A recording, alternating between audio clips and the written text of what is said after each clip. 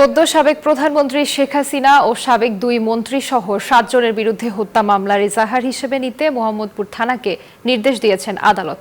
ঢাকার chief metropolitan magistrate আদালতে রাজধানীর আদাবর এলাকার ব্যবসায়ী এস.এম. আমির হামজা শাতিল মামলাটি করেন। অজ্ঞাত পুলিশ কর্মকর্তা বা পুলিশের সদস্য ও তৎকালীন সরকারের ঊর্ধ্বতন কর্মকর্তাদেরও অজ্ঞাতনামা হিসেবে মামলায় আসামি করা হয়েছে।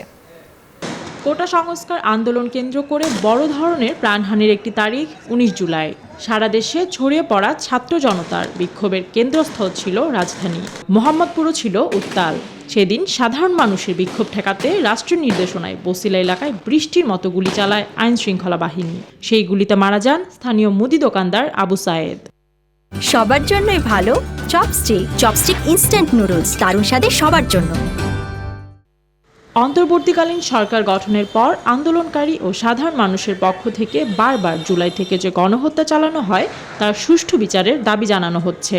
সে প্রেক্ষাপটে মঙ্গলবার মেট্রোপলিটন ম্যাজিস্ট্রেট রাজেশ চৌধুরীর আদালতে শেখ হাসিনা, ওবায়দুল কাদের, আসাদুজ্জামান খান কামাল, সাবেক IGP Abdullah Al Mamun, DMP commissioner Habibur Rahman, সাবেক ডিএমপি ডিবি প্রধান হারুনুর রশিদ ও সাবেক ডিএমপি যুগ্ম কমিশনার বিপ্লব কুমার সরকারকে আসামি করে হত্যা মামলা দায়ের করা হয়।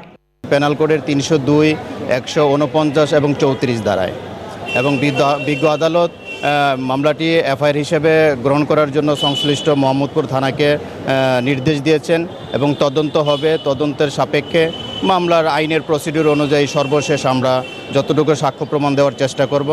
এদিকে মামলার বাদী জানিয়েছেন, নিহত আবু সায়েদ ঘনিষ্ঠজন না হলেও একজন নাগরিক হিসেবে হত্যার বিচার পেতে মামলাটি করেছেন তিনি। আমরা যখন তার বাড়িতে খবর নেই, তার ঘরে চাল কেনার টাকা নেই। গতকালকে রাত্রে তারা কি খেয়েছে আমি এখনও জানি না। তাদেরকে আমি অনুরোধ করেছিলাম ব্যক্তিগতভাবে যে আপনারা ঢাকায় আসেন, খরচ আমরা দিই, আপনি মামলা করেন। তারা এতই বেশি ভীত সন্ত্রস্ত এবং এতই বেশি হতবিহ্বল যে তারা আসতে চান না। ওনারা প্রাইমারি কনসার্ন দিয়েছেন যে আপনি করেন, কিছু করতে পারলে যদি আমাদের কোনো ন্যায় বিচার আমরা পাই আপনার প্রতি আমাদের সমর্থন থাকবে। যার কারণে বিবেকের তাড়নায় আমি মূলত মামলাটা করেছি। ৫ আগস্ট শেখ হাসিনা প্রধানমন্ত্রীর দায়িত্ব থেকে পদত্যাগ করার পর এই প্রথম তার বিরুদ্ধে কোনো মামলা দায়ের করা হলো। Desk report, news 24।